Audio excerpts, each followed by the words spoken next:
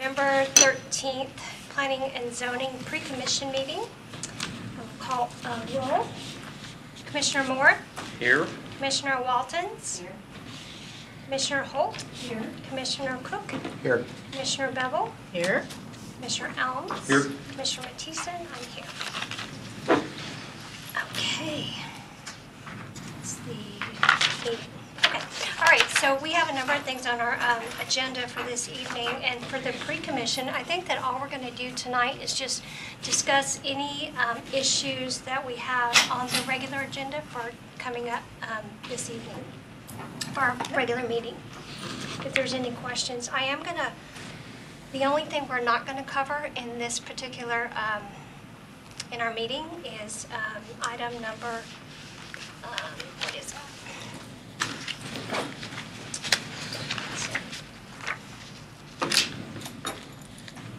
So we'll cover most of them. We're not going to cover the tree ordinance or the other ordinance amendment, possible amendment to our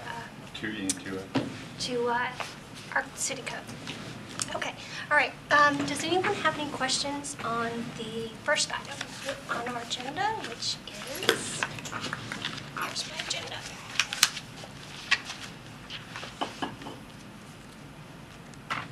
Okay, this is the replat on Letta Lane, and that they're currently, those lots are currently zoned R10, and what they want to do is... Not on this one. This is not on this R40. one. Oh, R40, Yeah, okay. so it's just I'm the sorry. replat only. Oh, and they're splitting it. Okay. All right. Let's see. So is it currently zoned R40? Yes, it's currently Okay, that's right. R40. Really all they're wanting to do is to realign Divide. the boundaries. So there's two tracks. Uh-huh. Oh, they want to true it up. Yeah, Split it. basically just kind of switch the orientation. So this will be the two new lots. So Okay. where this is the existing divider, they're basically just moving it to Okay. the right. Still Okay. keeping, this will create two formally platted lots. And I don't think that we have any opposition or any No, this one, there's opposition. no response. Okay. Okay.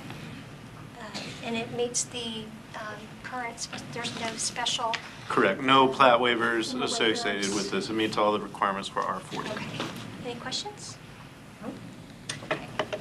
All right, the next item is item number 2B. That's the item on Quill Crest Estates Edition, where they're asking for a special use permit for a carport. I don't know if y'all remember, there may be some people that weren't here. I think, Ryan, you might have been out, maybe at our pre-commission meeting where we discussed,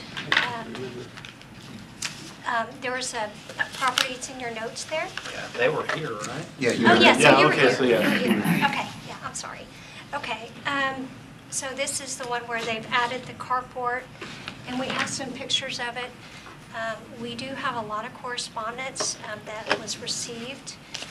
There's a packet that we have here. I think the majority of this is in opposition. I went All of through it. All of it it is, is, 'cause- yeah. Okay, so Basically, I thought everyone that was noticed. I went through 90% of it, it was opposition, so I didn't want to assume. So, All of okay. it. So basically, this has already been constructed. They're asking for the permit now. I think as a result of perhaps a complaint or a concern. Nope, I don't have any questions, but I was reading through it, and one thing I didn't really put two and two together was that's using the fence to kind of hold up the structure as well. That's right. So all the zoning issues got those, but are there like any building code kind of concerns with that, or? Materials. Materials. Yeah. A complete review of building codes hasn't been done yet because we don't know if it's going to be approved to be allowed in the first place. But based on the number of tubes that they've used, and you've got these supports, every so often in the middle, is probably close to meeting code. because it's all about anchoring it appropriately, making sure that the uplift is not going to rip it from the ground and have it become airborne obstacles. So it's probably close to meeting building code if it doesn't already. But does he have a right to use the fence? Isn't it kind of shared? Well, in this case, it doesn't meet your setbacks from your property line. No, yeah, I get all that part. Yeah, so yeah, you can use the fence, those types of posts, because for our fences, we require them to be 3 feet in the ground, concrete. So that definitely will meet the anchoring The requirement. question was, does he own? Yeah, it's The got posts. his fence.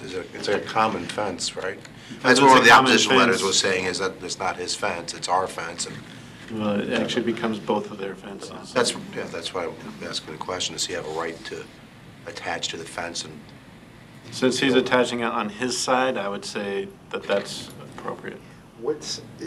So, what argument can be made for this to be supported? I mean, honestly, like, what is the case to be made for, like, we knew we shouldn't have done it, we're saying it's temporary? Is it the temporary thing?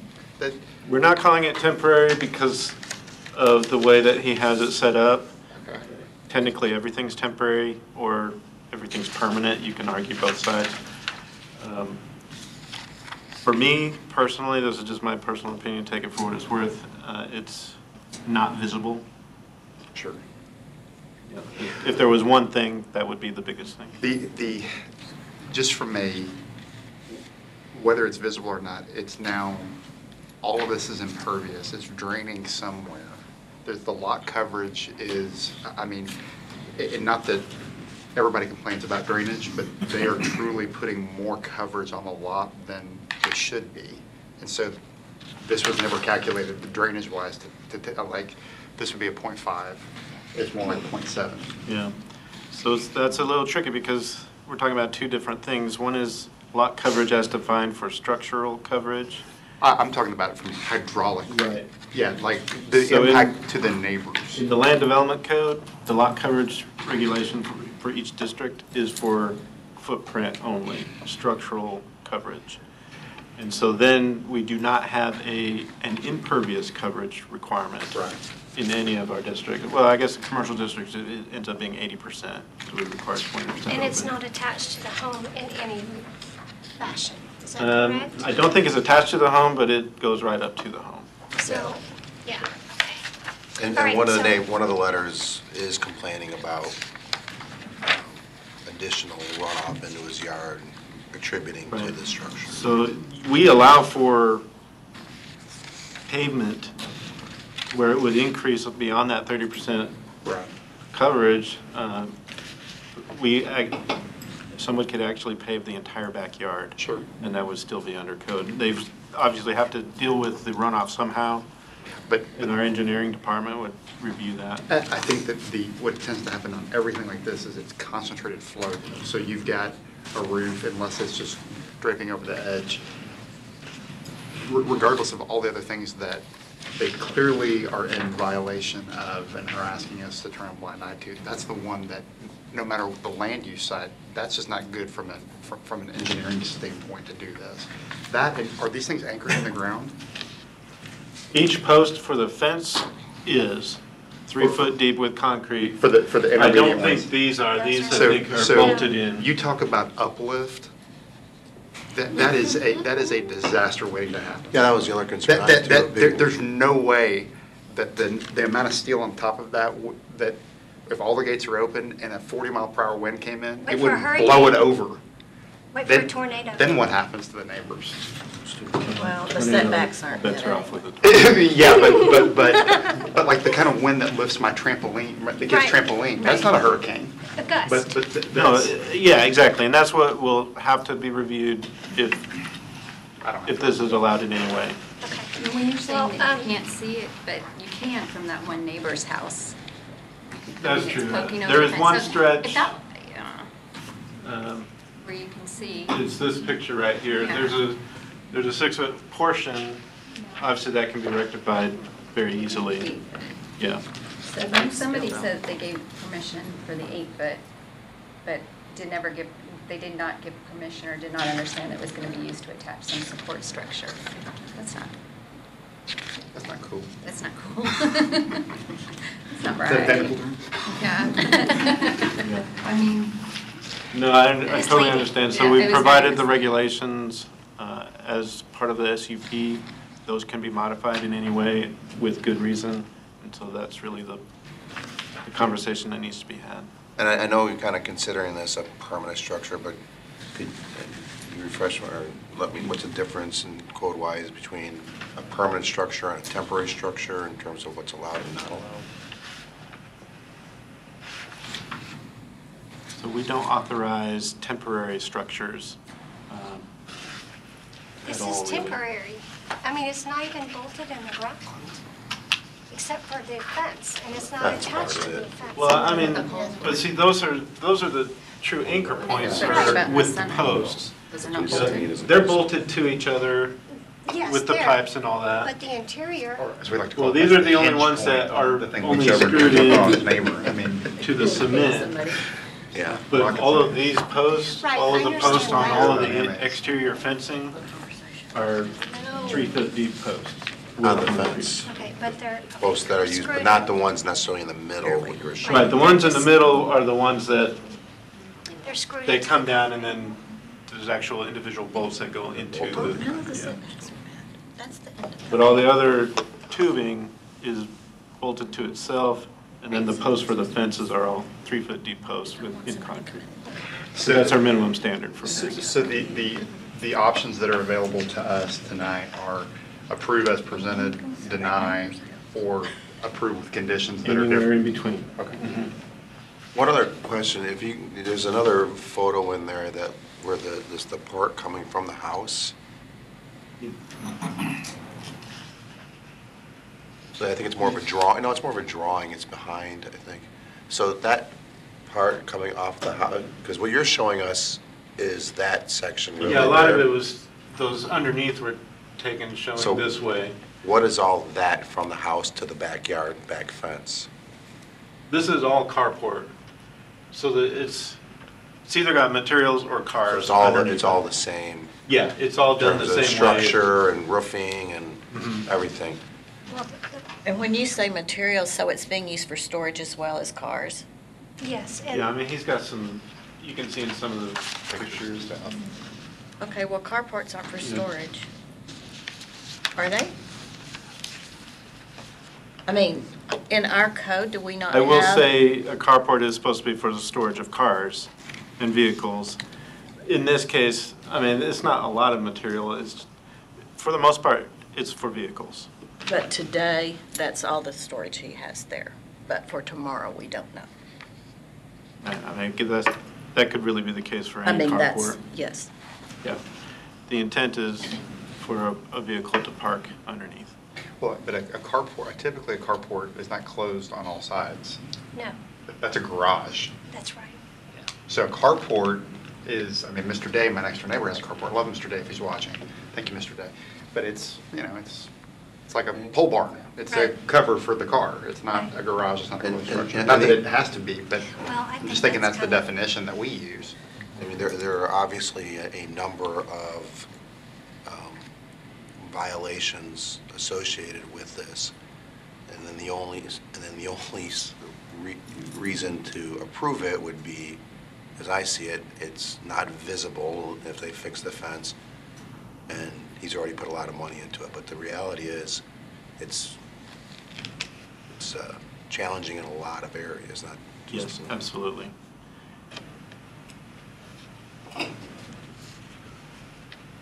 Okay. Any more questions on this, or can we move on? Okay. Item number 2C, this is the one that I was speaking about. Yeah. Yes, I'm sorry. This land is currently zoned R10. They want to rezone it to R20. And this is the one that's on Field Street. So it's in that little cul-de-sac, and we were, our last discussion, we were talking about how realistic it would be for another property to be built on the other section of that. But as Commissioner Elms pointed out, the market will drive that, which is, I think, a great point. The one question, Ben, that I had is a lot of cities, will define, especially on cul-de-sacs, they'll define the lot width as the width of the setback from the right-of-way. So like, that's how we get the pie-shaped lots, and you hit your minimum. Do we have anything that requires a certain Healthy stuff. that requires a certain frontage on a public right-of-way? Like, does lot depth or lot width take that into consideration? That's my only concern for the remainder lot is it non-compliant? And I'm not sure. Yeah, so in this case, it is compliant based on my reading of the ordinance. It does talk about a lot width of 100 feet. And this plat has been filed, and it identifies the front setback here, and that width is well over 100 feet. And so and then, just for reference, the frontage would be this section right there. And I don't know the exact number for that, but the definition for lot width is at the front setback line, and so it does meet our definition. It doesn't have any minimum frontage, or As do we far as discuss flagpole directly lots or adjacent. anything like Yeah, that? so But it's not the Yeah. case, but it does seem strange that. yeah, one thing that we talked about was the setbacks. This house is the one facing this way. If this was a true pie-shaped piece, that could be a side yard setback. And so you would have a 10-foot and then the 10-foot. So you could feasibly have structures 20 feet away. With this being the front setback, that's a 30-foot distance plus the 10-foot side. So the closest it could be is 40 feet. So in my mind, that does offset some of the concern as far as whether this is going to face towards that house or not. Because you do have that automatic extra 20 feet because it's a front setback instead of a side setback. I think just based on, it's just a unique piece of property. And the market will dictate it. The only other thing is the direct, so with that alignment, do we have enough width there? And I'm assuming it's a 100-foot lot width, pretty much, plus or minus, so that's maybe That's 35, the minimum, 40 but feet. it's over, Okay. I think 138 feet is what I'm seeing. Do we have a concern about South Street lining up with the driveway of this house, not having an offset, so that just to driver confusion as they're going south on south, that they don't think that this is the continuation of the street? It should be pretty obvious. I'm not that concerned about it because we have 90-degree turns elsewhere in town, probably with a driveway at the end. But we don't have anything that in our care that talks about, we don't, okay. Because this is a local residential street, Okay. so your speed is going to be the 25 miles an hour anyway. Or maybe it's 30 here in Colleyville, but It's 30 all over Is it 30? Colleyville, except on 26. Believe me. so they should be driving accordingly to that. They should be able to see the house there as well. The thing I just wanted to make sure of is that we don't have anything that requires, because a lot of cities have, there's a requirement for an offset of a driveway, if it, incoming intersection, or you have to be able to prove that there's not a conflict with the driveway. We clearly don't have that. We don't have that here. All right. And I don't even think we have separation between driveways on the same side of the street on a residential style street. Okay. Cool. I did not, we did talk about the street distance as well, how much it has the actual frontage on the street, but there's nothing in our ordinance that has a minimum for that. So then I went back to the lot width, and it definitely meets our standard for that. So. Okay. Okay, the next item, does anyone have any more questions on that? Okay, the next item is the property that's on 26 and, what's the name of that street? Longwood? Longwood. That the city is the applicant in this case and wants to basically change that zoning from a PUD to ag, which would eliminate any, as long as A, it's approved, the ag, and B, it remains that way, that this property would not be developed. So that's what that one is about. Are there any questions on that one? Somebody sent in a letter and wanted to clarify why the PUDC is being changed to the UR, not AG is coming out. I can't find where it says that. Did you see that before? It's being changed to ag. Right. I read that as well. I'm not sure, I think maybe they it's, just I think they're misunderstood. confused. because there's so many different districts involved, that might be where the confusion comes in. Okay, but it's all going to be. Yeah, Yes. all of this in red, So we're ag. proposing to go to ag, So it's and not- only ag. And it's, yeah, and it's That's owned by what- the city, and there was a little bit of conflict about this in the past, and Didn't that- You concern. got involved in that, didn't you? Somewhat, yeah, that's why, That's why you come in here, right? kind of, yeah. That's what got me interested in You all get this, us to make yes. an impassioned plea for this? Well, he I'm putting him, Do you still- I'm kidding. Do you still live right there? Yeah, I was one of the noticed. I guess we'll have to ask I received whether we should- notification. Well, since it's going, it should not have any I asked about that monetary last impact time. because it's going to a non-developed Okay, condition. okay. But I don't know, it's a legal Yeah, thing. I that's think the what- last time okay. we had one. I brought that up last Okay. time, so nobody Okay. objected that. Okay. On our future land use map, it calls out for parks and open space, so it really Okay, just so it's goes in fine. line with So that. that's fine. Yeah. Okay. So for our pre-commission meeting, that's going to be it for now. So I'm going to adjourn this pre-commission meeting, and we are going to go to executive session.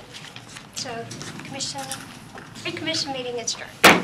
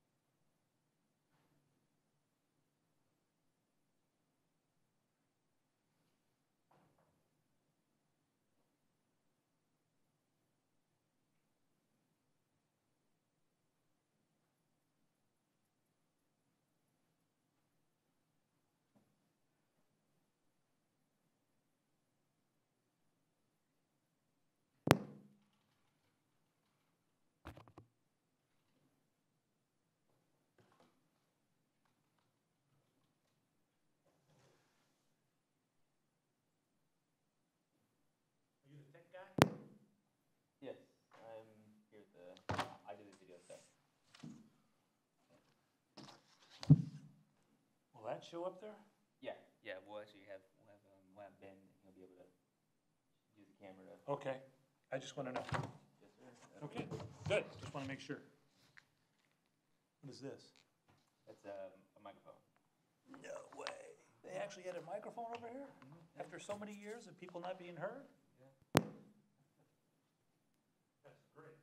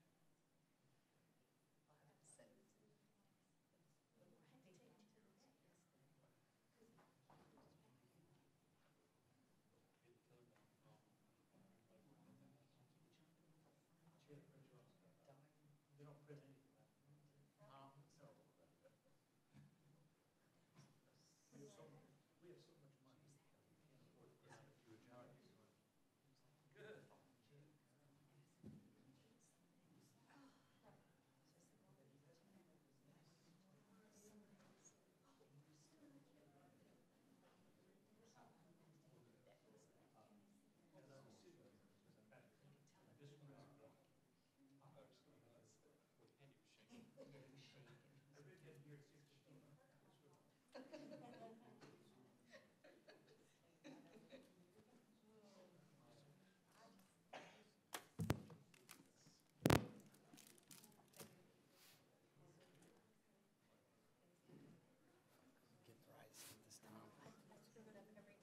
don't even know if I got it wrong.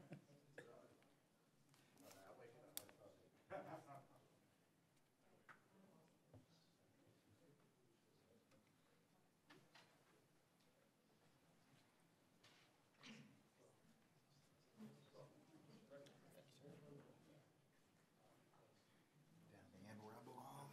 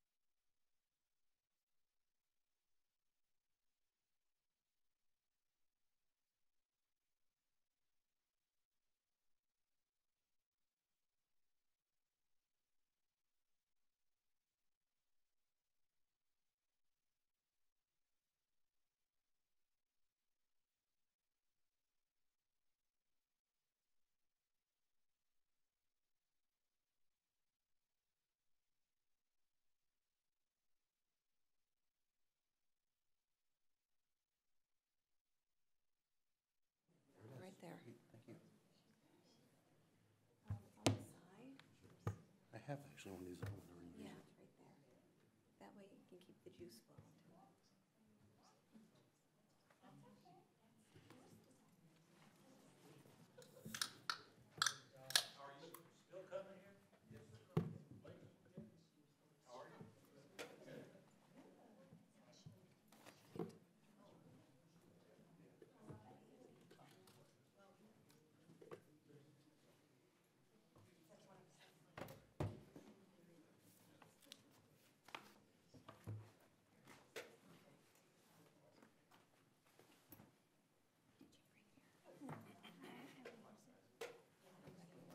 Sure you don't want to put it on? Okay.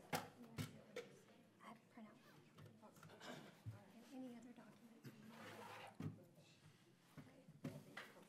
You know, as long as the majority of the pictures and things like that are gonna be on this phone, which they normally are, so in terms of the verbiage and everything, I'll have to go this way. I'm the same way.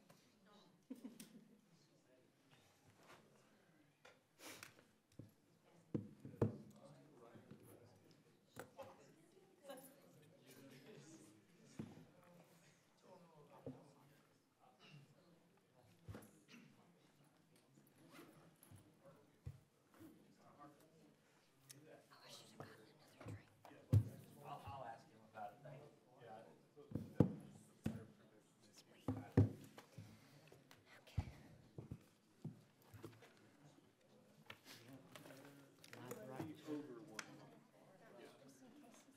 Yep, you're right there.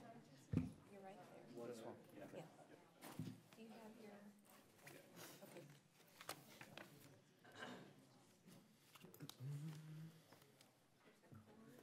We can plug it in to make sure it has the juice it's needed. Okay. It's right here, sorry. I think you can open it for you. Yeah, like I don't know how to operate that thing.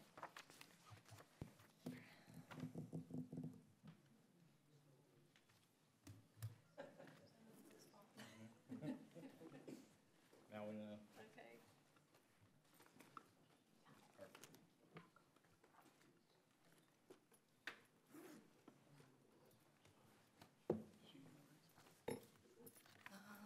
No. She needs to go over one. But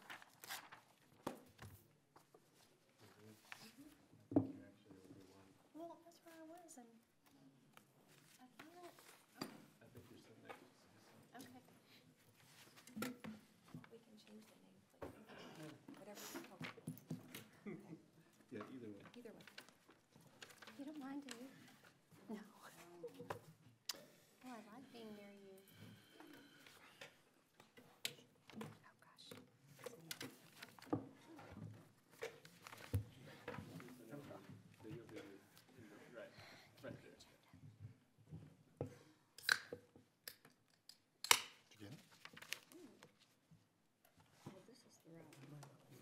Where's this?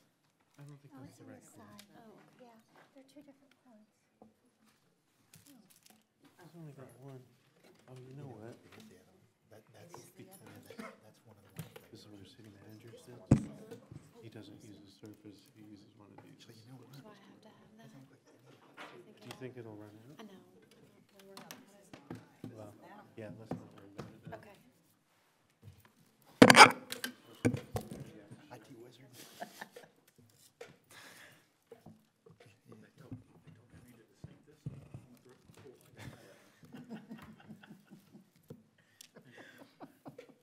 That's good. That's good. I'm going to use that one.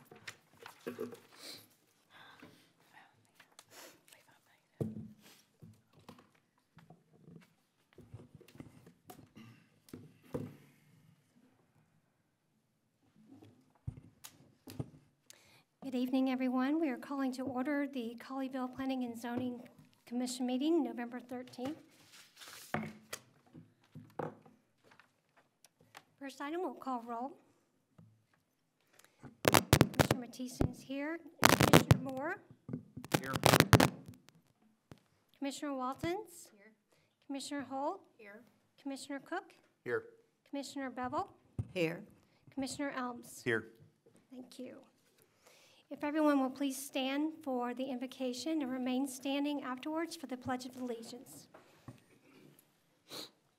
Heavenly Father, thank you for the privilege of serving this great community. We pray you will guide our deliberations tonight. May our discussions and comments be thoughtful and our decisions be wise and in the best interest of all of our citizens. We thank you for all the blessings that you've bestowed upon us, Lord, and we pray that we will live lives worthy of your protection and love. In Jesus' name I pray. Amen. Amen. Of the United States of America, and to the republic for which it stands, one nation, under God, indivisible, with liberty and justice for all.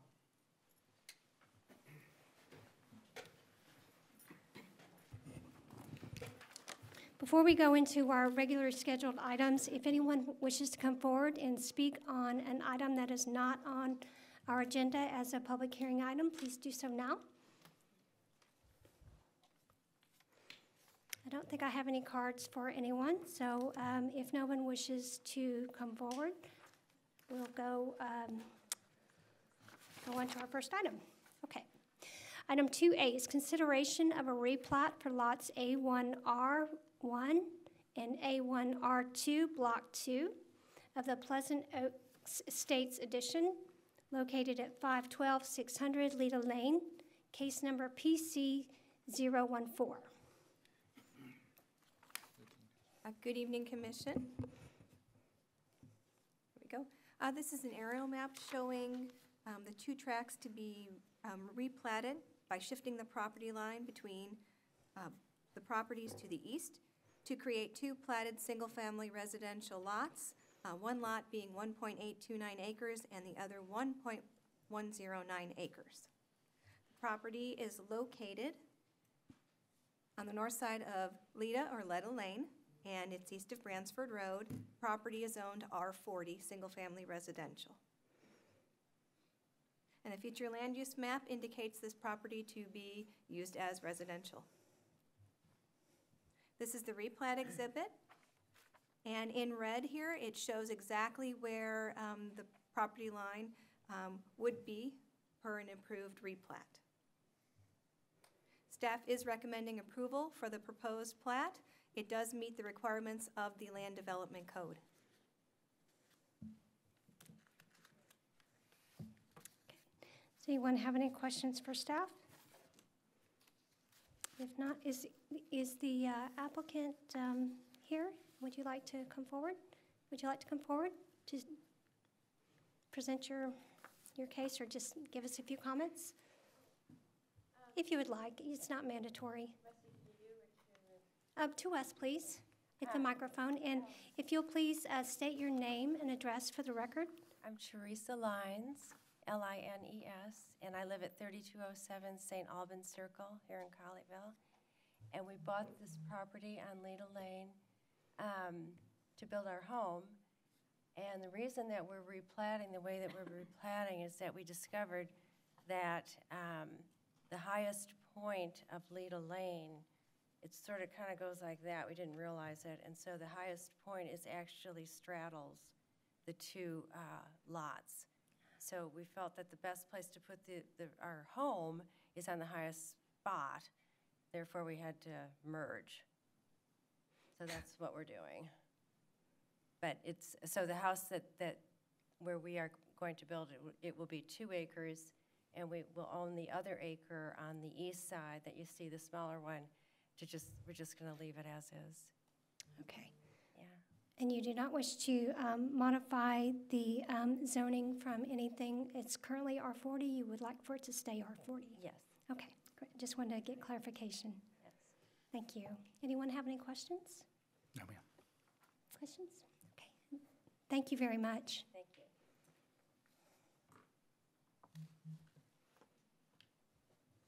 Okay, I would like to open the public hearing on this item. Public hearing is open. If anyone wishes to come forward to speak on this item, please do so now.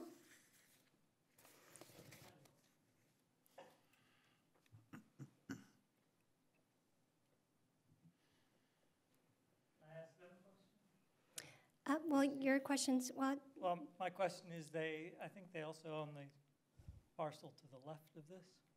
okay. I'm just wondering what their intention is. House in the middle, 2 empty lots, or what? Certainly. I'll give the, I'll give the applicant the opportunity to respond. Thanks. Thank you. I'm sorry, I didn't get your name and address, please, for the public record. Sure. My name's Michael DeYoung, and I live at 605 Beverly, so directly Okay. behind this. Okay, would you be so kind to fill out a speaker card, just so we have it? The speaker cards are on the, at the rear. Yes, sir. Just so we have it for the record. Does anyone else wish to come forward to speak on this item? If not, would you like to come forward to answer his question?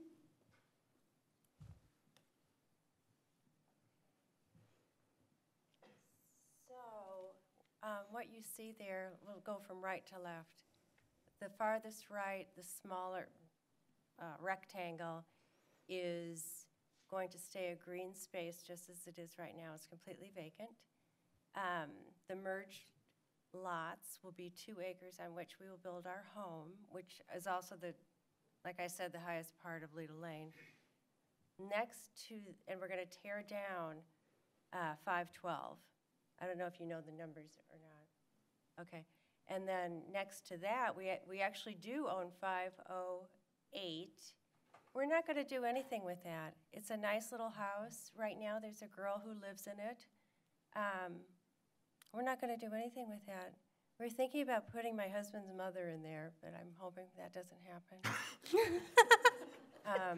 But it's a nice little place. We're just going to leave it as is. We have absolutely no plans for it. Thank you. Would anyone else wish to come forward to speak on this item? If so, please do so now. If no one wishes to come forward, I'm going to close public hearing. Public hearing is closed. All right, I'm going to ask for comments or if anyone wishes to discuss anything on this for my commission here. I would make a motion that we approve case PC 18-014. May I have a second? I second. Okay. We have a motion to approve case number ZC 18-032. I will call a vote. Commissioner Matthiessen votes aye. Commissioner Moore? Aye. Commissioner Waltons? Aye. Commissioner Holt? Aye. Commissioner Cook? Aye. Commissioner Bevel? Aye. Commissioner Elms? Aye. Motion's granted. Thank you.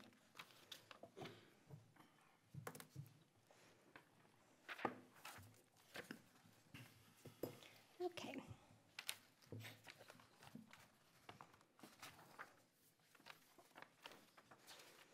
Okay, our next item is item number 2B, consideration of a special use permit for a carport located at 316 Quail Crest Drive, case number ZC 18032. Would you like to present the case? Yes.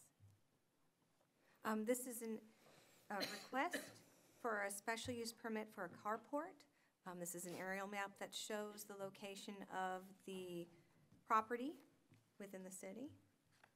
And here's the zoning map. The property is zoned R15. All the adjacent properties to the east, west, north have the same zoning, and then to the south is actually in the city of Bedford. Future land use map indicates this property to be residential. The minimum standards for the R15 zoning district are as follows.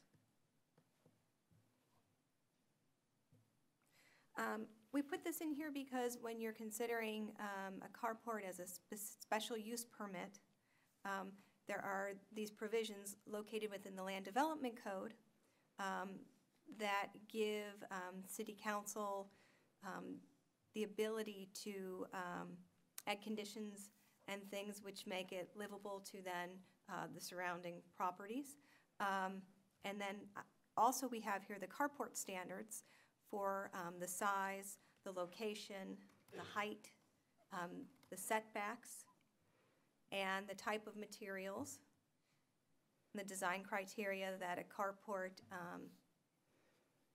in consideration of this special use permit.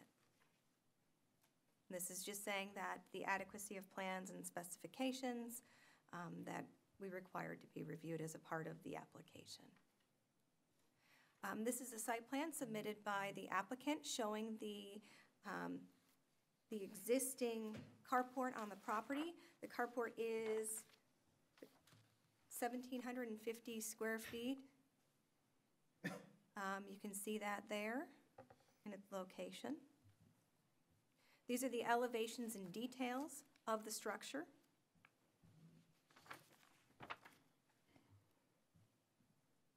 And this shows the types of materials that were used to build the structure. These are photos taken from the right-of-way, and the structure does sit behind the fence.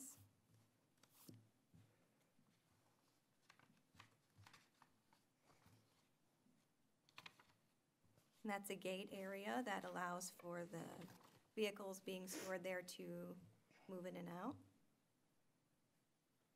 This shows where the gate has been opened, and you can see the structure.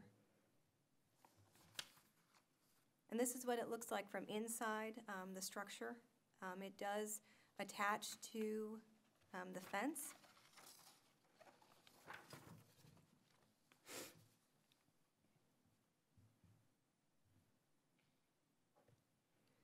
We did notify, city notified properties within 500 feet of the subject property and have received some letters regarding this item.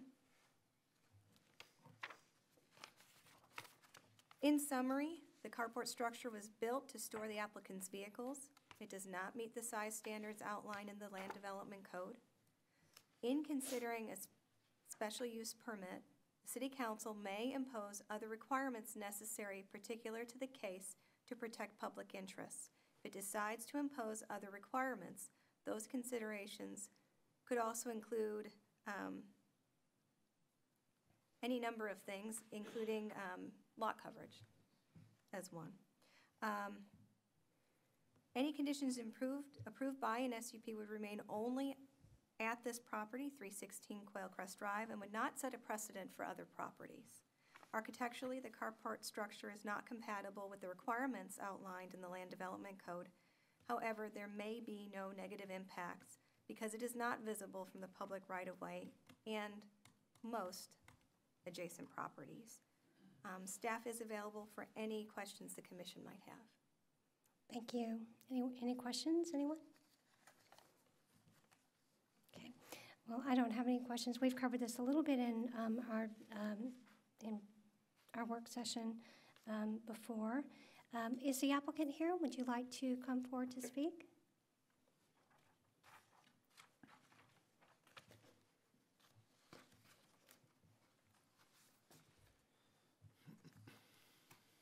Thank you for this opportunity. Certainly. If I can remind you to please state your name and address for the record. My name is Neil Morris. I'm Joyce Morris. Okay. Our address is 316 Quail Crest Drive in Colleyville. I appreciate the consideration. I thought by the construction, we weren't required, and when I found out, I have made sure that I've done everything. We did get a permit for the fence, and that was inspected and approved. We have submitted and received the approval for the, concrete? yes, for the encroachment agreement, and we've had that approved.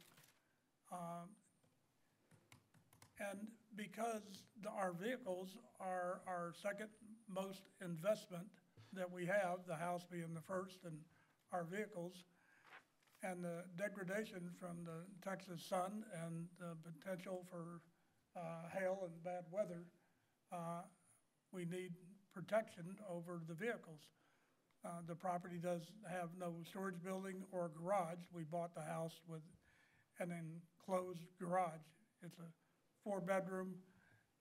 My daughter with 3 adult children, college age, moved in with us, and we needed both all the area so we can convert the garage into a second master suite for my daughter, and the other bedrooms for the grandkids and the other master suite for us. We hope that we can find a way to resolve any conflict and be able to have the special use permit. And I understand we're requesting a lot of variance, but I hope that by the fact that it's not visible and it's contained within a very expensive fence system, that we will be able to have it. I would like to say something, please. If you can. We're looking for a house. And from Bedford, we found this house in Colleyville and fell in love. We love the neighborhood, the area. My husband's a disabled veteran with cancer. And we do so much for so many people. We volunteer.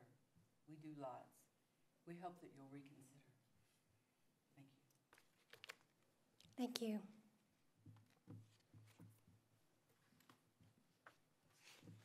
At this point, I'd like to open the public hearing. If anyone wishes to speak on this item, I'll remind you to please fill out a speaker card, if you will. The speaker cards are located at the rear.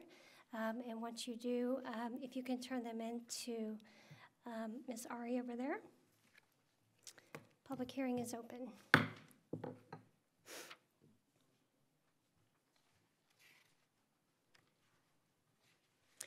And just so everyone knows, we are, just because of the number of cards that we have on this item and other comments, et cetera, we're going to limit the comments to 5 minutes. I'll try and make it brief. My name is Mark Persley. I live at 400 Quailcrest, right next door. I could speak to you tonight about several things. I could speak to you about the water that floods from the new construction or carport and parking area, or the view from my yard. However, I'd like to start with a conversation that I had with Neil in my yard while a drain was being installed to remove his water that floods in my yard. Neil was wanting to raise the fence, 6-foot fence between us, 24 feet of it, and make it 2 feet taller by adding 2 feet to the top of the fence. Well, in that conversation, I told him that this structure was clearly not a temporary structure. Neil said that it was. He said it was temporary and that it could all come down. And I quote from Neil, "That's why I made sure to meet Colleyville's requirement that it not be a permanent structure, it's only temporary." Well, I can't find in the code where it addresses the temporary structure. Neil did get a fence permit to add the fence. It's an 8-foot tall fence. It's comprised of 7 gates that are about 10 feet wide each, large enough to drive vehicles through. This fence is primarily internal to his property. So when you consider this application, I want you to think about a few things. Temporary, carports, value, and precedent. I'm sure that you can see from the photos that the staff provided that this is clearly not temporary, and there was no intention of it being temporary. When you think of a carport, a tarp or a membrane stretched between fences is clearly not the first thing that comes to mind, or perhaps at all. This is not the most common type of construction. Membrane roof structures have a special section in the International Building Code that address things like sustained dead loads, live loads, that include wind and snow and rain, flood. The structure as built does not address these issues that are unique to a membrane roof. It doesn't even meet the minimum standards of a carport in the Land Development Code. It exceeds the maximum lot coverage. And in our zoning district, every district has different characteristics, or every neighborhood has different characteristics. Some, the homes are very close together, and some, the homes are very far apart. In this district, it's R15, and there is some expectation that the homes and the construction on adjacent properties would be of some minimum distance away. Most people consider these things when buying a house, and when that buffer or distance doesn't exist, that could adversely affect the property value. This distance is the setback. In this application, 10 feet on the side, 25 feet on the rear has not been observed. The structure is basically built to the property lines. While you may not be able to see what has been built and how the yard is taken up by half of this structure, it doesn't make it any less wrong for the neighborhood or for the city. I believe, as most people do, that a tarp or a membrane roof between fences is not the type of structure that would be good for the neighborhood. 30-plus residents were sent notices, or 30-plus of the residents that were sent notices oppose this type of structure. Additionally, on the Nextdoor app, I took a poll. 206 people responded to that poll. 89% said a membrane-type roof or a tarp roof between fences is not appropriate. 10% didn't have a problem with it and said that it would be okay. But the disturbing thing about it is I got comments in that poll. Things like, are they hiding something, illegal activity? This is questionable at best. These things affect value. As an example of value, if you just took any street in any neighborhood where all the homes looked very similar, and you had one house that was for sale, and when you went in that house, the entire house was orange. You know, construction orange, bright orange. The walls, the trim, the paint, the cabinets, the ceiling. That would make that house a little bit hard to sell, yet you can't see it from the outside. Additionally, it would probably diminish the value of that house. Now, we don't have codes to protect people from painting their house orange inside, but we do have codes that address carports and the design criteria, the lot coverage, and these codes protect our home values, the neighborhood character, and Colleyville's ability to maintain a desirable community, a community that we all live in. This type of construction is unexpected in a nice neighborhood. Don't set a precedent. Any difference, may I finish?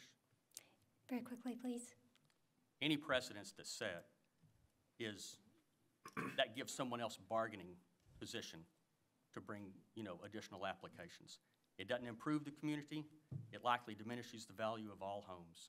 This, by comparison, or comps.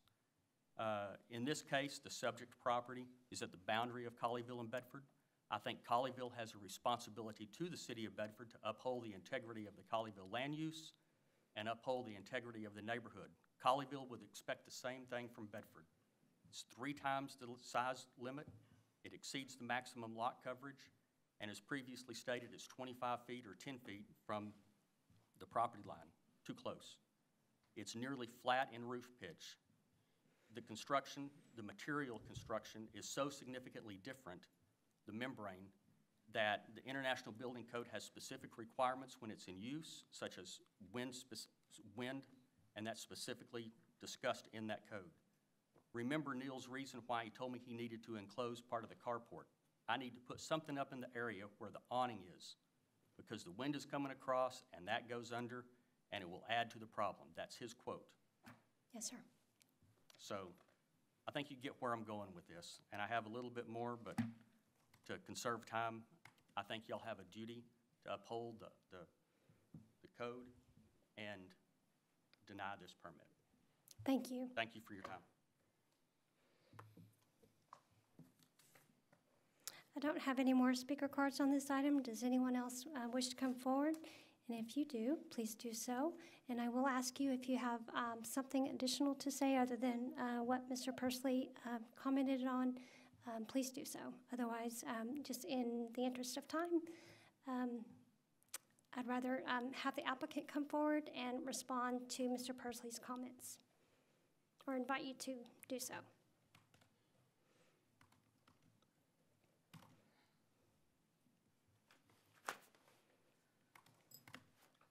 I spent the last 25 years of my career doing roofing and waterproofing consultant, the last 15 of which I was a roof manager for DFW Airport, where I was in charge of all the roofing and waterproofing assets for the airport, with planning, budgeting for the entire airport. Approving all the submittals for the roofing and everything. I believe that the biggest objection from my neighbor, when I had the concrete poured, he complained of the water running into his yard. And I explained his side yard was draining towards his house instead of away, and recommended that the change that topography, and the natural flow would then come away from the house and out to the street, because the natural fall is from his backyard to the front yard. But there's a bit of a dam across where he has a flower bed and plants that retain the water at the side of his house, and he had a drain there. And he said the drain was inadequate, and since he installed another drain and presented me with a bill, and I explained that I wouldn't pay the bill, but I would make sure that any runoff water from my property is retained on my property and run to the street. And I told him that I wish he hadn't put in the drain, that he would give me time. I've since used an earthen dam to redirect some of that. I have about 47 feet of concrete, about a 47 by 11, that we'll pour and then put a curb along the 111 feet to make sure that all the runoff water from my property goes to his. I've been waiting for my contractor, who has been very busy this year, thank God. And our conversation today is he's going to come out tomorrow to give me a proposal for that. So that conflict got worse, and we weren't able to come up with a solution to extend the fence. He did recommend putting lath on it, but we then, when I got that arranged, him and his wife came over when I asked for permission for access to their backyard, and said they didn't agree to it, and they didn't want it.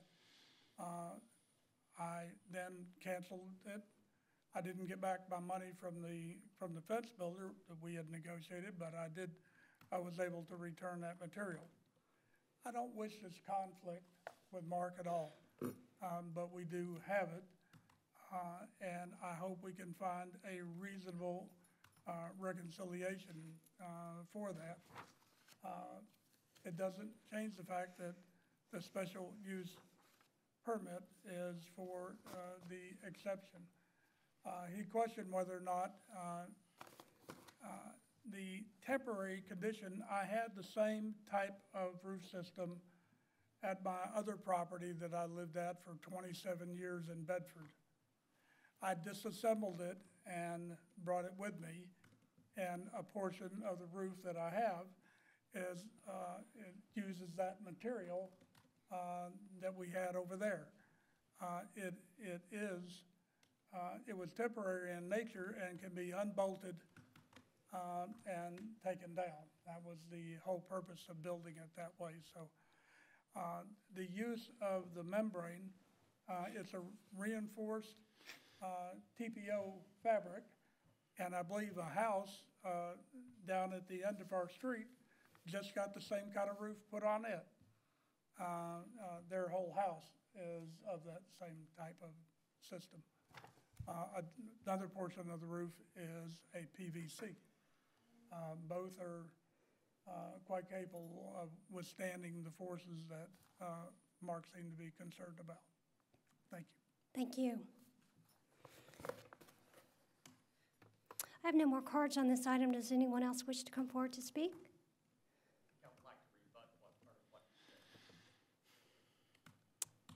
Sir.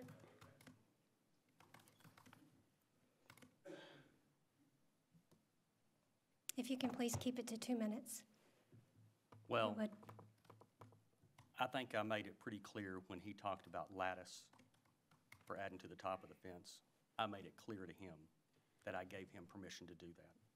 Mr. Morris is the one that chose not to do it, for whatever reason. He even texted me an emoji with smoke blowing out of his nose and said the fence work had been canceled, which is fine. It was his choice.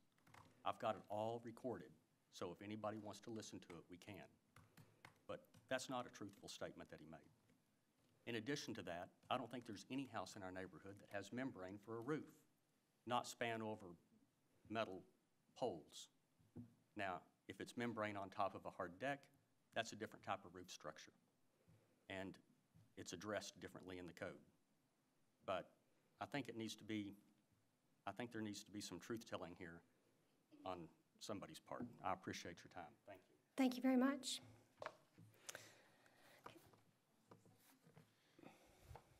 I'll remind you to please fill out a speaker card so we have it for the public record. And if you can state your name. My name is Elizabeth Pursley. I live at 400 Quellcrest. I just wanted to say, as far as the water goes, we lived there 18, almost 19 years and never had an issue with water. And once he poured that concrete, then it started coming in. It started flooding the side of our house. We never had a drain on that side. We didn't need it. But once his water started coming in, we had no choice but to put in a drain. So for him to say that his water, you know, it's going to go where it's going to go or whatever, it was caused by his doings. Thank you. Thank you.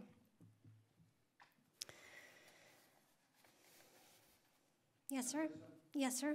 That picture's not accurate. If you can please come forward, this is a public hearing. And if you can state your name and address for the record. My name is Robert Hawks, 3500 Meadowlark Lane, Colleyville. That picture's not accurate. That does not show the white roof. It does show the driveway that's poured, but it's not show that it covers almost half the yard. Also, one other thing, it's similar to what is built out at DFW Airport for the North Express parking. If you think anybody that's parked at the North Express parking will know those big awning-looking things, that's what that looks like. And how would you like to have that looking out at your back window in your kitchen? Oh, you want to see this? This is it. We have it. Thank you. That's all, you know. I've lived there 30 years. I don't want something like this in my neighborhood. Thank you. I'll fill out the card. Thank you, sir. Anyone else wish to come forward to speak on this item? I have no more speaker cards. I'm going to close the public hearing. Public hearing is closed. Okay, my fellow commissioners, I'd like to ask that we open this discussion amongst ourselves. Well, Susan, first, you know, we don't want to ever be the arbiter of disagreements between property owners. That's the case we have here. And the reason that we do have that case, in my opinion, is because this structure was built in clear violation of all of our codes. And so, I mean, If I was the neighbor at 400, I would have the exact same concerns. That being said, you know, it's not like we're just a toe over the line. We're 100% over the line on everything. It's all the way to the fence, so no regard for the setbacks at all. It's completely enclosed, which most carports are not. Regardless of the, you know, I won't argue TPO because that's not really what I do.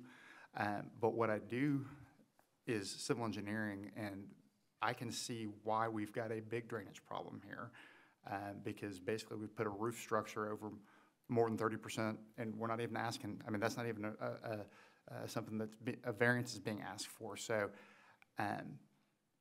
while I feel for your situation that you've put all this in, I don't think it's even in the ballpark of what the intent of the code was. And for me, it's a no-brainer, and that's what my discussion is. Thank you, Commissioner. Does anyone have anything else that they would like to add to that? Either, well, I will add that we as a commission have received a lot of correspondence on this from the surrounding neighbors. We received, was it 30? There's 30 letters, or 31 signatures. 31? The additional that came. And then the additional? Plus the pictures. Right. Okay, so it's in the neighborhood probably when you see just the signatures and then the other emails that have come in and other correspondence, it's probably north of 40. Does that sound reasonable? Well, there's... Or is it close? It's fine. Okay, well, we'll just say it's 30. Anyway, the correspondence that we've received, I will say, is overwhelmingly against this item because of the impact it would have on the community. One of the things that I'm particular about is in the comprehensive plan, which this body spent a lot of time and participated in developing. One of the items that I feel strongly about is protecting the integrity of neighborhoods. And I think that if we allowed something like this, that the neighborhood integrity would be at risk. That's my feelings, and not to mention the many violations of our LDC, so the Land Development Code. Well, first of all, I would like the Morrises to know that we appreciate having you in the city of Colleyville. We appreciate your volunteer work and all the things that you do to make it a better place to live. We certainly appreciate your service, Mr. Morris, your military service to our country. And it isn't difficult to sympathize with your need for protecting your vehicles because we all, want to do that. But on the other hand, Mr. Pursley is impacted in a very negative way as a result of the fact that you constructed this carport in such a way that he is impacted in a negative way. And just to avoid setting a precedent, if nothing else, like our chairman said, the integrity of the neighborhood is something that we, as this body looks at each case, that's a very big point, and it's something that we are very protective of. And so I wouldn't be able to support this because there are just too many variances from the code that is already established. Still in all, we appreciate all that you do for the community. Thank you. Anyone else have any comments or items to add to that? Okay. I would like to request a motion on this item, please.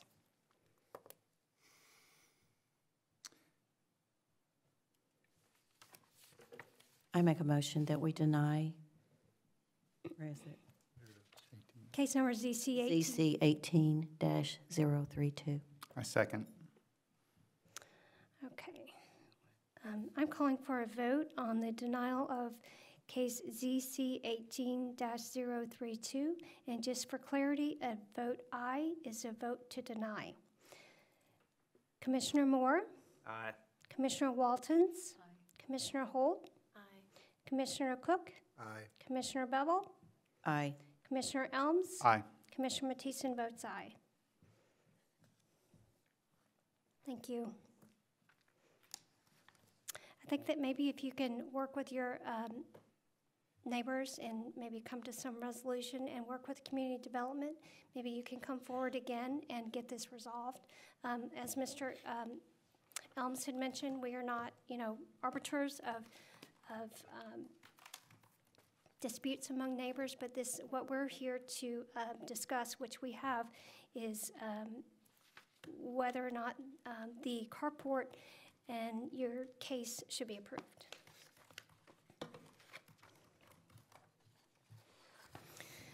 Okay. We are moving on to item number 2C. This is consideration of a zoning change from the R10 Single-Family Resident District to R20 Single-Family Resident District on Track 6A, 6A2, Abstract 1203, in Patterson-Pate Survey located at 713 Field Street, case number ZC 18-034. This is a consideration to rezone from R10 to R20. This is an aerial map showing where the property is located at the intersection of South Drive and Field Street, pretty close to where we are today with the city park. You can see the city park in the picture there. This is a zoning map. Properties to the north and west are zoned R10. To the east, it's PUD-R. To the south, it's R20, and then that little piece in the corner is zoned ag, and that's the city park. Future land use map indicates this property to be residential in use. And these are the minimum standards for the R20 zoning.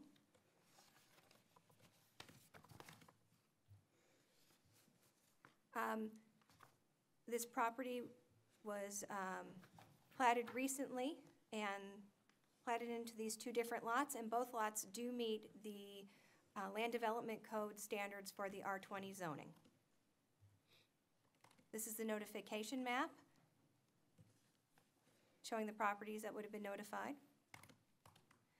Staff recommends approval for the applicant's request based on the following findings. The proposed zoning meets the intent of the residential designation in the comprehensive plan, and the R20 zoning continues the R20 zoning districts around the subject property and is similar to the development pattern already established in the neighborhood.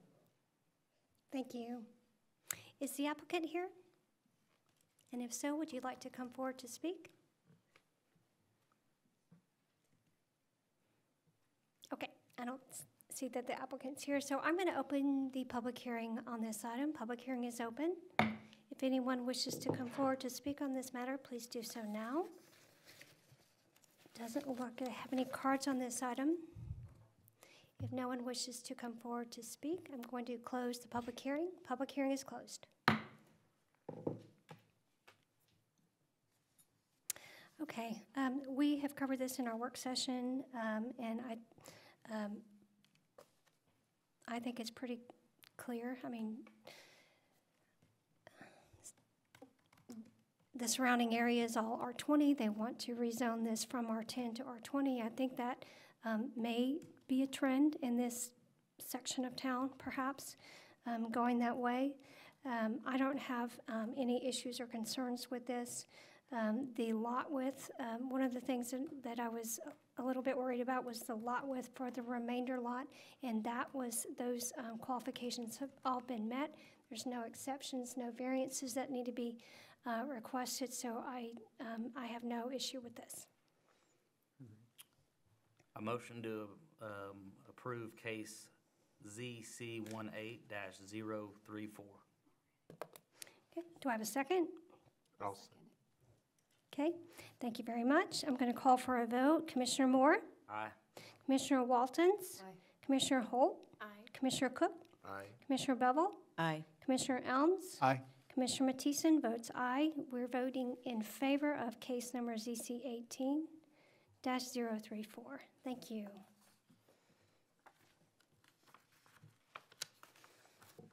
Okay. Okay, if everyone's ready to move forward, we'll go to item number 2D. This is consideration of a zoning change from PUDC, Plan Unit Development, Commercial District, PUDR, Plan Unit Development, Residential District, and ML Light Manufacturing District to Agricultural District, case number ZC 18-030. And staff, if you want to add clarification, just in terms of the several existing zones that are included here, and why we're only changing it, or why the request is to only change it to ag. Yes, okay, we can do that. So this is an aerial of the property. It's along Longwood Drive, and one of the pieces is along Colleyville Boulevard. A few years back, I don't exactly know the time period, but this land is basically been designated as Parks Open Space, and the city would like it to remain that way, and therefore that is why this request is before the Planning and Zoning Commission, so it can be essentially downzoned, so it remains as ag land and remain as Parks Open Space. This is a zoning map. There's a piece of it there are 3 parcels of land. One piece is zoned PUDC. Then you've got the light manufacturing, the purple in the middle, and then the little piece that's green has the PUDR zoning. So when we sent out notices, it said all 3 zonings, but the reality is they're all going to be downzoned to be ag with this request. Okay. And the future land use map does indicate this to be Parks Open Space. Thank you. You're welcome. This is the notification map, and it includes properties within 500 feet that were notified. And staff does recommend approval of the request. The proposed zoning meets the intent of the Park Open Space designation as assigned in the comprehensive plan. Thank you. Now, normally we would ask if the applicant's here and wishes to come forward to speak, but in this case, the applicant is the city. The city of Colleyville is the owner of this land, so I don't feel the need to do that. However, I will open a public hearing. If anyone wishes to come forward to speak on this, the public hearing is open. I don't think I have any, well, maybe I do have cards on this. Yes, sir. Okay, I do have a couple of speaker cards. Good evening. My name's Aaron Salee, and I live at 6905 Longwood Drive. So I'm on the north side there. And I support this designation since this was open space. The state was involved, and it can't be sold. The only question that I have is why can it not be designated as park, or would that have the similar designation as Kimsey Park does, or is Kimsey Park designated as ag today? I'm not sure. I don't know the answer. After the public, do you want to answer that? Go, please. Even though it's public hearing, just in the interest of giving you your answer right away, I'll let Mr. Briner answer. Yeah, so some communities do have an actual separate zoning district for parks and open space, but Colleyville does not. I believe the PUDC does designate that as open space, but I think for clarity and really in the attempt to kind of push back people that might have interest, seeing that it has a commercial designation or ML, light manufacturing designation, if it's converted to the ag district as proposed, then a lot of potential tire kickers will be kind of deterred from making those inquiries on what they can do with the property. But we don't have a separate zoning district for parks and open space, so agricultural district was really the best district that we felt would work for this site. Thank you. Is it possible to somehow designate, to make it even more clear that even though this is ag, that is, it's meant to be park or permanent open space so that somebody couldn't come back in the future, purchase the land, and then have it rezoned again for ML or PUD R or PUD C or some other designation at some point in the future, 20 years from now, when none of us are here. So our best tool is this future land use map, which designates it for parks and open space. We don't really have any other tool that I'm aware of. I suppose it could be platted and maybe identified as an open space or a landscape easement or something to that effect. So I guess if it came down to that, the city would have to go through that plat process. This is the first big step. I think it is a big step. You know, that plat could be kind of a next step if we felt that it was needed. But hopefully this map here, the future land use map, will also protect us from any tire kickers coming down the road. Okay. I think as a possibility, I know this is a public hearing, I'm sorry, but I just want to add in here too. Yes, the ag zone, that's step one. And if city council wants to take this up, maybe at the recommendation of, say, the Parkland Dedication Committee, that's something that they could do. But that's really, this designation is really the most vital piece that we have to make certain that this any future developers are deterred. Okay. I support this, as do many of my neighbors. Even though there might only be a couple of us here tonight, there are several others that if this was going the other way, you'd have quite a few more people here, unfortunately. So they're not here to voice their support, but there are many people that are supporting this. So thank you for finally moving this along. This has been a long time in coming. It should have been done 20 years ago instead of in 2019, but thank you. Thank you very much. I have a card from Mr. David Duziak. I'm sorry? I used to sit over there, long time ago. Oh, did you? Did I pronounce your name correctly, sir? Dujak is fine. Dujak, okay. All right, can you put Well, this then, up? welcome back. Thank you. It's always good to come back here. Kimsey Park has been a passion of mine since 1995. And we were a group of residents who got together to help reestablish and renovate Kimsey Park.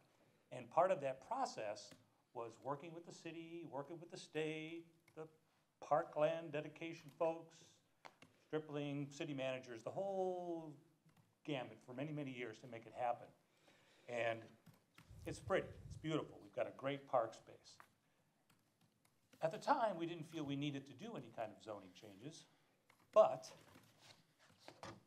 along comes, and you may have mentioned this, here's a date for you, February 28th.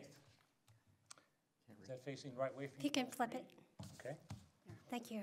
This is a letter from Jennifer Fadden, the city manager, former city manager of the city of Colleyville, apologizing because a developer wanted to come in here and build a bridge across from the memory center and develop this particular piece of land. He first said it was just going to be some trails and things to walk around, but we don't know what the final development would have been. So I came in front of the city council because I missed it in planning and zoning, and these two particular pieces of land that we're talking about tonight, these two right here, I believe we've got about 8 acres, a little over 8 acres that we're talking about. Here is the application to the state of Texas, Texas Parks and Wildlife, and the Texas Parks and Texas Recreation and Parks, I can't think of what the A stands for now. But anyways, this is the application to get the money for Kimsey Park. We had to set aside $300,000 as a city to get $300,000 in matching grants. Part of that land was those two parcels of land which were valued at $50,000. It enabled us to put another $50,000 into development of Kimsey Park.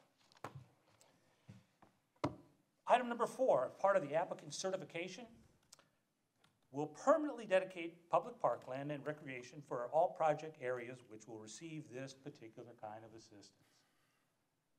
The reason I'm standing in front of you tonight is this letter. Things change. zoning changes. What I'm asking for this evening is mention in this ordinance that this is a permanent parkland. It is tied to a grant process. You folks can't sell it, move it, do anything, can't even replat it without permission of the Texas Parks and Wildlife. Let's do something to totally dissuade developers like you're talking, Ben. Let's put some language in there that just notates this, so no one can make a mistake, so we have some institutional knowledge that's carried forward, because you folks are going to be gone just like I was after about 6, 7 years. You're going to do other stuff. Let's bring that institutional knowledge so no other future city staff can possibly bring this forward. No developer would even think of it twice. Let's codify it. And that's what I'm asking for this evening. Take a few minutes. If we've got to come back again to talk about this, you've got to set it aside and rehear it. I think staff should take a few minutes and redefine some language in there to include some type of permanent designation in the language of this particular ordinance. If anyone has any questions, I'm here to answer. Thank you. I don't have any more cards on this item. Does anyone else wish to speak? If not, I will close the public hearing. Public hearing is closed. I have a question for Mr. Duziak. Okay. Certainly. Is this the first time that your documents have been presented in request of having that language included in the ordinance that we're talking about tonight? It is the first time I have proposed this language, but I provided all of this documentation and more to a former city staff so that they would know exactly how to handle this going forward, so they would have the information. So somewhere in their archives is a copy of this book, if not the original. So then could you... Can you hear me? I'm sorry. Oh, no, sorry, I was trying to get their attention. I'm sorry. Is the... I'm not sure where that would be, because that's a lot of years between then and now. Well, Is actually, there... it's 2013. Yeah, it's not that. Oh, that's it- 2013. that's I 5 was looking years. at the original Sure, plan. the original one was, The- you're going back to 98? Yes, And yes. actually, we didn't get the money till 99. So, but are you saying in 2003, the 13. larger, 2013, the larger document was presented to staff at that time? All the staff, and they photocopied it or scanned it or whatever. It must be, because the letter from City Manager Fadden referenced the document and noted that it was part of, this land was part of a federal grant. Right, right. So I think that it was. I'm sorry. I got that from the city manager's email, but I didn't know if that document was attached that recently, 2013, or if we would have to go back and try to find it if it were needed to 1998. Well, there's, yeah, in 1998, actually it wasn't approved until 1999 is when we made our second application and received approval. That's when all of actually an ordinance had to be passed at that time for this to all be coordinated and set into city ordinances, so we could redevelop the park. Well, All that took place back I love the historic aspect, and, you know, I'm sure the staff will look at that language. I don't know. So I guess to that point, if we, and I am for rezoning this, as stated in the work session, this is actually what got me interested in being more involved in the city and planning and zoning this specific issue.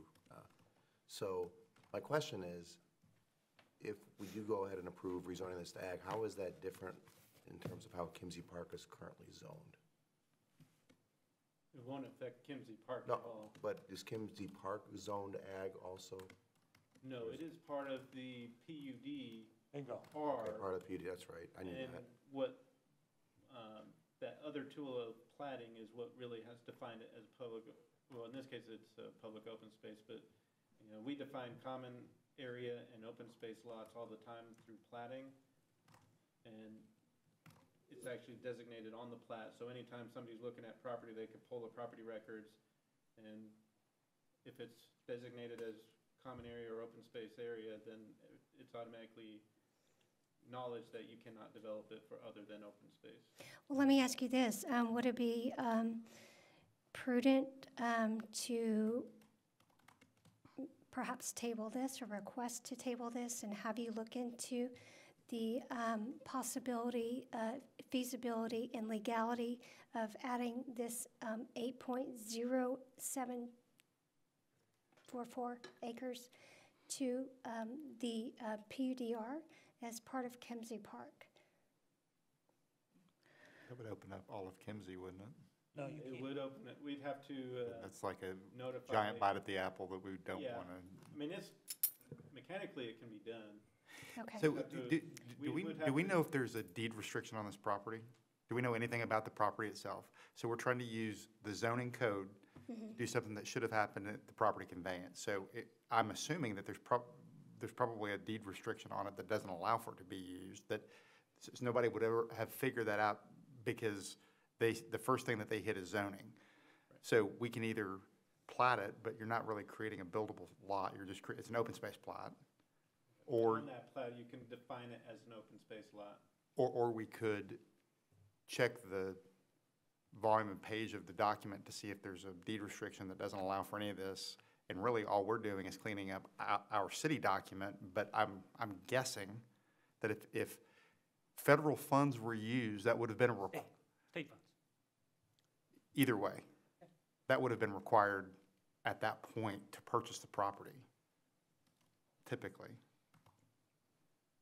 I can help.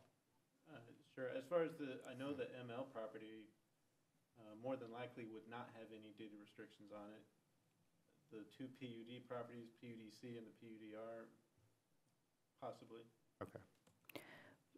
Well, at the time, both of these pieces of property were donated by a developer, two developers actually. And there were no strings attached, but they were donated to the city of Colleyville. I don't know where that designation is. As part of this encompassing grant application that we had to go through. So the only restriction on this piece of property, as there is any parkland, because there's state law regarding sale of parkland, but also in this particular case, we are restricted by the grant application rules and guidelines. Right, I understand. And I would love to see it replatted correctly. That would be wonderful. That's an extra large step that you would have to go through, and fine, if that happens and it states right on the plat that this is parkland and can never be developed, going forward, I will consider my work done and never bother you folks again. But until that happens, or until I see some kind of language in an ordinance, I will be coming forward to push that particular point. It's just cleaning up what we didn't do back in 97, 98. Thank And you. we thank you for that. So Ben, in light of this information, et cetera, would you propose that would you believe that this is a two-step process perhaps? In other words, the first step would be rezoning the property to ag. And would there be a subsequent step in order to have this property, if council decided to do that and to go that way, to have it designated as parkland? Yeah, I think if, those would be the two steps that I would recommend. You know, the plat, it would be nice for it to happen, but definitely the zoning, and then following that up with parkland, the Parks Board designating it as Parks property. I think that ends up being ratified by City Council as well. Okay. Or maybe it's just a recommendation from the Park Board and the City Council makes that designation. We can verify where we're at as far as the actual designation for parkland. Okay. I think changing this to the agricultural zoning is fairly significant because people see the agricultural zoning and they don't really want to go through the effort of rezoning, not knowing if it will get approved. And so it really does deter potential land buyers quite a bit. Yeah, this is like 90% of the issue. whatever. Right, so, Yeah, zoning does play a significant part. so what if we do this? What if we, what if this zoning was approved with a recommendation that city council consider the issue regarding parkland designation? I think that's one way to do it. Mr. Dujak did talk about putting some writing in an ordinance. Mm-hmm. And maybe I'm looking at our city attorney right now as far as if that, we could maybe do a whereas clause. I mean, typically with straight zoning, there's no conditions added to the ordinance. I guess I'll leave that to him, unless he thinks that it's going through this process as outlined would be appropriate and sufficient. We can certainly add a whereas clause, putting it that, reference in there, making it legally binding, as you're indicating, is a different issue, but that will put it at least on the record that that is the intent, to the extent that that is the, desire going forward of either the owner or the city. It will not hurt in the future efforts to do that, but it's not going to have a legal binding effect. I would like to see the language in there. That way we know that there's something more than just the action we're taking. And it really does memorialize it to say whereas whatever the dates are and whatever the bullet point number 4 of document number whatever that creates at least that mental, I mean, whether it's binding or not, at least it won't be forgotten when we're not here. It will outlast all of it. Right, it provides tracing. That's very dark, isn't it? So, okay. So adding some additional language that the intent that this parcel of land be designated as parkland in the city of Colleyville, something like that. Yeah, we can include that language as well as, just more broad, based on the other documents that this Can it reference was already basically set aside and intended for parkland use. And we can reference those documents as Mr. Evans was saying. That would be great. I would like to have it reference perhaps the grant that was applied for in 1998 and subsequently approved and received in 1999. I think that having that ability to trace that back would be fantastic. Mm-hmm. It solidifies it. Procedurally, we can either just include that into a motion and have it in front of council, or if you want to see it yourselves, then we would table it and work on that language and present that to you at the next. I think I'd like to include it in a motion. Okay. Or request that a motion be. And we could work with Mr. Dujak as well to make sure we get all those dates correct. That would be great. Yeah. And if the Community Development Department does not have a copy of that, I think that it would be beneficial to have one of those. I think I do. Mr. Dujak was very nice and made some copies, but whatever we don't have, we'll make sure that we get it. That's great. Okay. All right. Having said all that, I would, if there's no other questions or comments, I'd like to request a motion on this item, please. I'd make a motion that we approve case ZC 18-030 with added whereas clauses to memorialize the findings brought forth regarding the funding of the property acquisition, and a whereas clause that recommends it to the Parks Board for dedication as a public park. I'll second that. I like it. Okay, so I'm going to call for a vote on that. Commissioner Moore? Aye. Commissioner Waltons? Aye. Commissioner Holt? Aye. Commissioner Cook? Aye. Commissioner Bevel? Aye. Commissioner Elms? Aye. Commissioner Mattison votes aye. That's in approval of case number ZC 18-030 as with the zoning with the additional clauses as previously stated included. Thanks. Okay, sorry.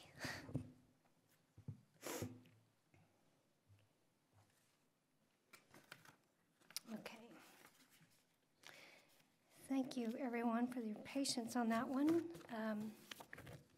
It's kind of nice to get things cleaned up. It is. That one. Yeah, very interesting. Okay.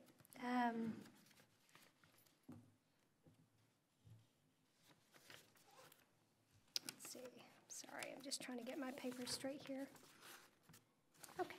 All right, so the next item that we have is item number 2E, consideration of amendments to Chapter 2, definitions, and Chapter 3, land use in the Land Development Code, specifically to short-term home rental. This item was tabled from the October 2008, it was tabled at the October 2018 meeting. Since it was tabled, the first item that we would need to do is I need to request a motion to have this item removed from the table. I'll make a motion to have this specific item removed from the table. Okay, do I have a second? Second that. Thank you. Commissioner Mattison votes aye on removing this item from the table. Commissioner Moore? Aye. Commissioner Waltons? Aye. Commissioner Holt? Aye. Commissioner Cook? Aye. Commissioner Bevel? Aye. Commissioner Elms? Aye. Okay. All right, so that's approved. It has been removed from the table and is up for discussion. Okay. Would you like us? Well, okay, so this item, I'll just be very brief on this. This item, we've become aware, this body has become aware that there is pending legal action at the state level and also some litigation in our in the DFW area regarding the classification and determinations of short-term rentals. And because of that, I think that that perhaps we as a body should consider perhaps tabling this item indefinitely, pending the outcome of the litigation that is ongoing. So I will.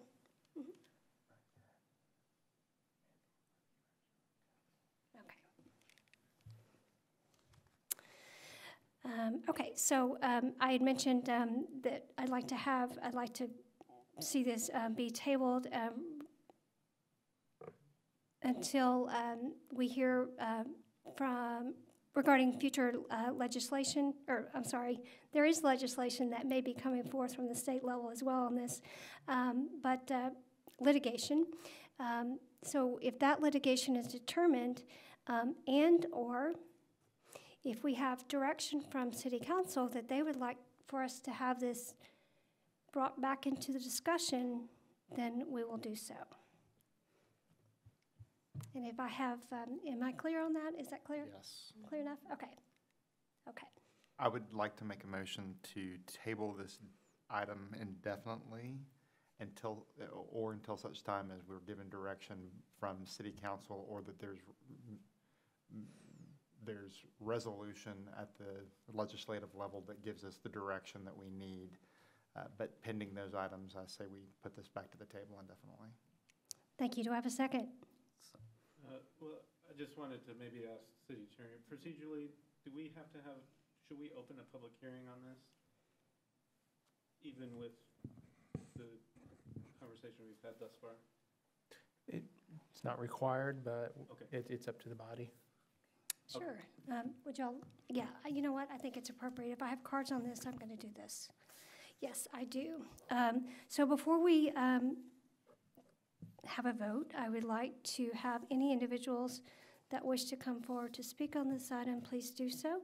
I have a card from Patrick Eitner. If you'd like to come forward. Oh, I'm sorry. While you're making your way forward, I'm going to open the public hearing officially. The public hearing is open. My name is Patrick Eitner. I live in 2906 Edgewood Lane in Colleyville. I appreciate the opportunity to speak here. My wife and I have 5 kids, they're all in college now. We have a beautiful home and started 3 months ago to open it up for Airbnb. We have been overwhelmed with the response. People from all over Texas and Oklahoma are coming to stay a day or 2.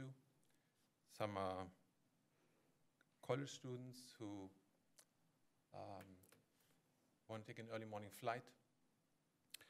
There's a worker from Oklahoma who takes sometimes jobs in the DFW airport, and it's a long drive from Oklahoma City, so he spends the night before that job. There was a wedding in Colleyville. There were no hotels here. People booked our room for that. There was an executive from a college in Tennessee who doesn't like hotels and wants to stay in homes when he has to come here for business.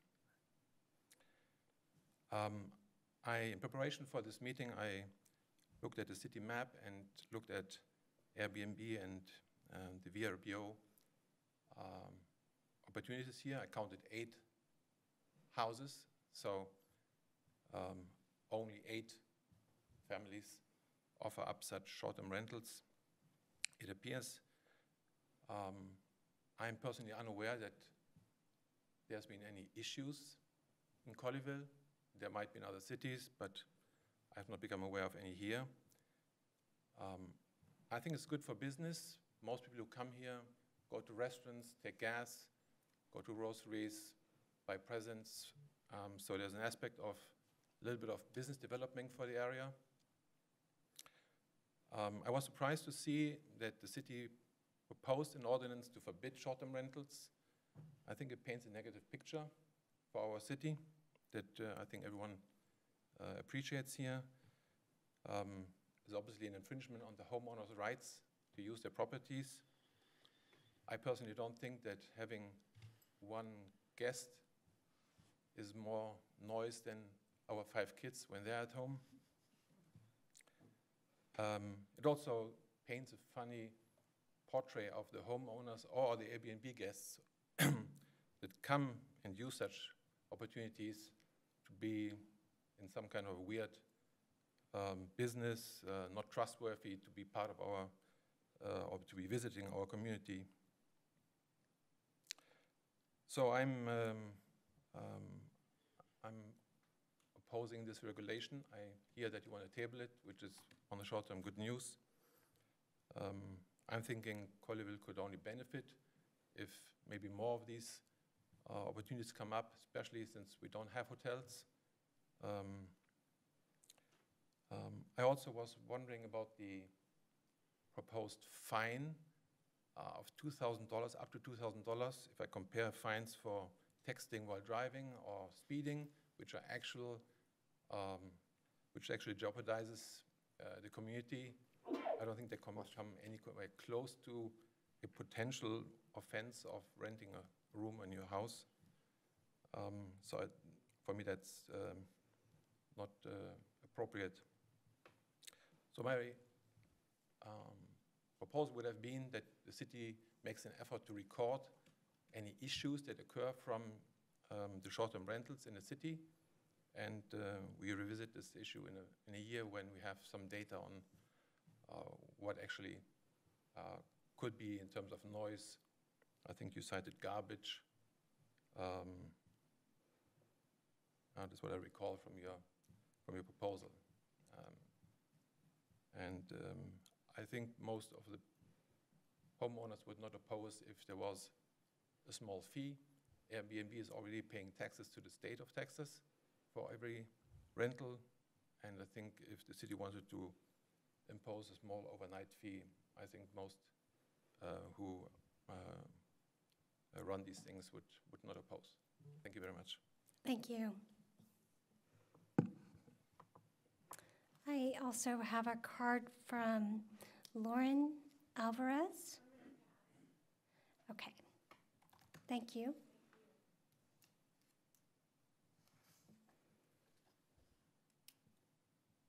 Okay, I might have a hard time reading this one. Harston? I'm sorry. Yeah, that's right. Okay, I'm sorry. I'm getting a little tired. Okay, Harston Toll? Did I botch it? When you said you couldn't read great. Yeah, That was I can't read. Sorry.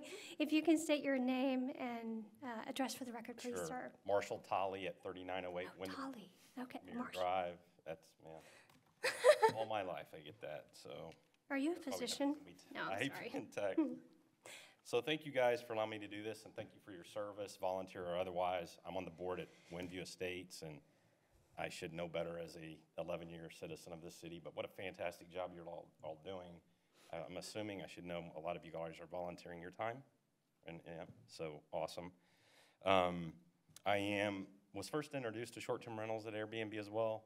My son was a freshman at Tuscaloosa trying to find a hotel in Alabama on a football weekend is impossible. So I had a great weekend with another friend from Southlake who has a son there, and travel for business, and love Marriott and Sheraton, but when I travel for fun, it's just nice. There's no better concierge than an 11-year Colleyvilleite that knows how to direct them to all the great Colleyville restaurants, right? So I had a great experience as a traveler and decided to do it. I'm a single parent as well with kids out of the house, but paying into the colleges. And so I think it's echoes some of the same thoughts as the previous gentleman.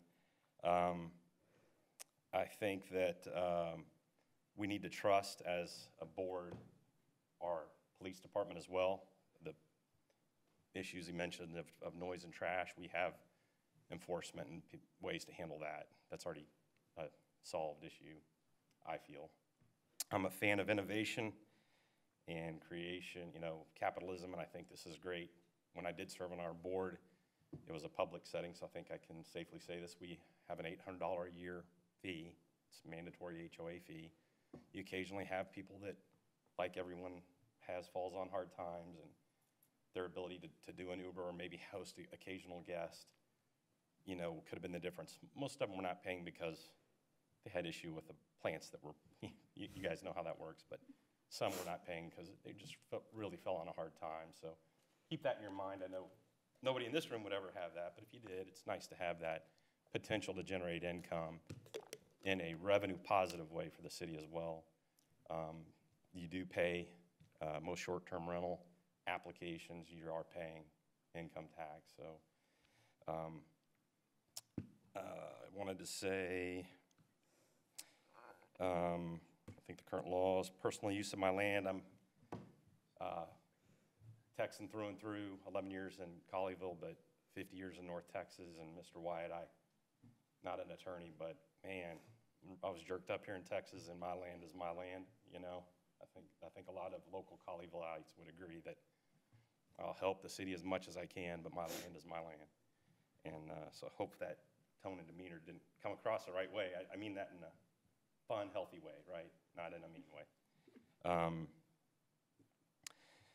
And then again, the distant consideration of that. I'm also aware I'm a little unique. I'm a single parent, and my neighbors may have a little traffic. For me, if I have some friends at church that are female, and I wish they had the ability to host occasionally. I have an alarm system that's monitored with cameras, but I come and go. I home office, so I hope it's not deemed a commercial house. I mean, I sit in my home and do work. So I get out pretty rarely, if not to the airport to go to another city. And I have a comfort that when occasionally my kids would come over from college, there is a pattern at my house of not, you could literally go by my house for a month and think it's vacant because I'm the only guy there now. And I have a comfort that twice a month there's somebody that I get to visit with, and the other people that have nefarious reasons on the street driving by might see additional light traffic in and out of my house when I'm there to know that it's not just me there. So I translate that to my friends at church. They're female that, if they were able to do this, some of them probably wouldn't. But I did get a learning curve too when I hosted first. You know a lot about the person, at least with Airbnb. They vet with a photo ID, and you know a fair amount of who you exchange emails with them. I approve everyone that comes in.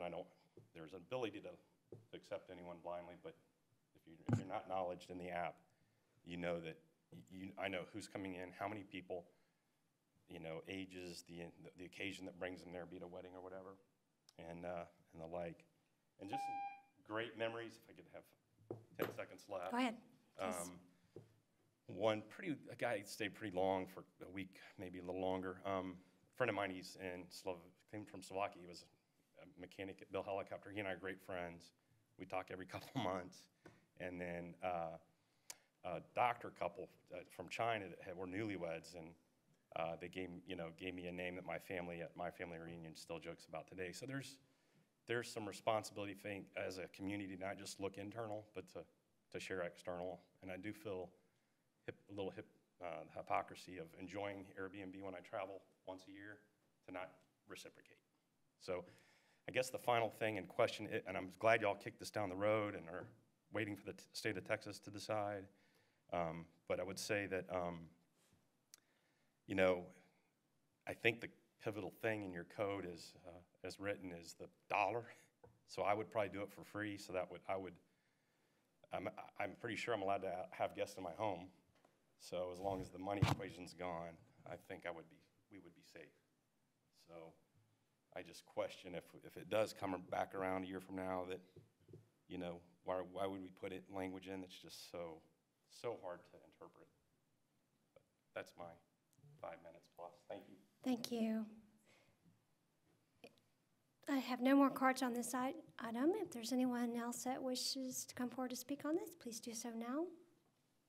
If not, I will close the public hearing. Public hearing is closed. Okay.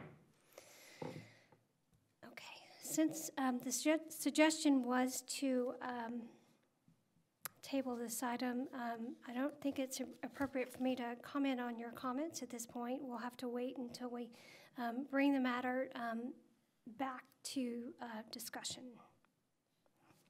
Okay, so. My motion's still on the table, isn't it? Yeah. Okay. Okay, and it was seconded? I'll second that motion. Okay, thank you. Okay, we have a motion to table the discussion regarding the modifications to Chapter 3 of the Land Development Code, specifically to short-term rentals, indefinitely, or upon direction from council, city council, or resolution of legislation that we are, litigation that we are watching. Okay, so I'm going to take a vote. Commissioner Moore. Aye. Commissioner Waltons. Aye. Commissioner Holt. Aye. Commissioner Cook. Aye.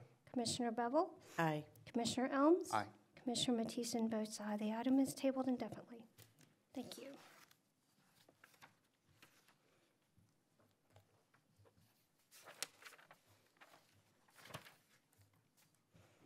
Okay, let me check the time actually. Okay, I am going to propose that for the next item, number 2F, I'm going to propose that we consider tabling this to the next meeting. And I would like to see what y'all's thoughts are on that. Yeah, we didn't really cover anything for the next meeting and workshops, or is there anything else on the agenda as of right now? For the next meeting? For the next meeting? I don't think so. So we do have, well, Not that much. so one thing to consider is we can table this just to it's the just work 10:30. session date and have this come as a regular meeting item. So table it for 2 weeks.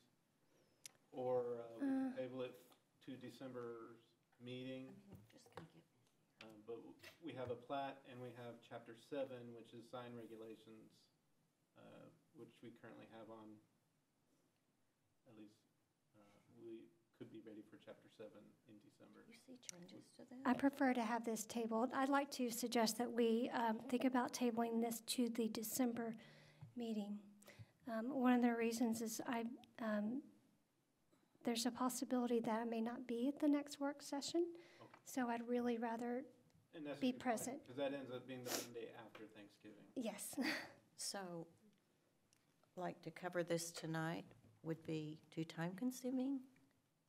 I would just rather table it to the next meeting. Okay. I was wondering why. Looking at this, Ben, whether we table or not, I didn't see any changes to the first document. There Was- are. So there's two documents. One is the existing chapter, and then the second document is the revised chapter. So landscaping becomes urban forestry? Correct. Okay, that wasn't clear to me. And hey, you know me. Okay, I'm up so- for anything, so if you feel like we should table it, if it doesn't impact staff negatively, it doesn't matter to me either way. No, I mean, it's not a very strong push, but there was a push to try and get our chapters done before the end of the year. They understand that things happen anyway, but that's all I need to say on that. Okay, Definitely all right. up to you guys. So given that, I am actually going to make a motion that we table the consideration of the amendments to the Land Development Code, specifically Chapter 5, the tree preservation, to the December regular meeting. Do I have a second? I'll second it. Okay, thank you. I'll take a vote. Commissioner Moore? Aye. Commissioner Waltons? Aye. Commissioner Holt? Aye. Commissioner Cook? Aye. Commissioner Bevel? Aye. Commissioner Elms? Aye. Commissioner Mattison votes aye. Thank you. Item is tabled to the December regular meeting. And with that, the Planning and Zoning Commission meeting is adjourned.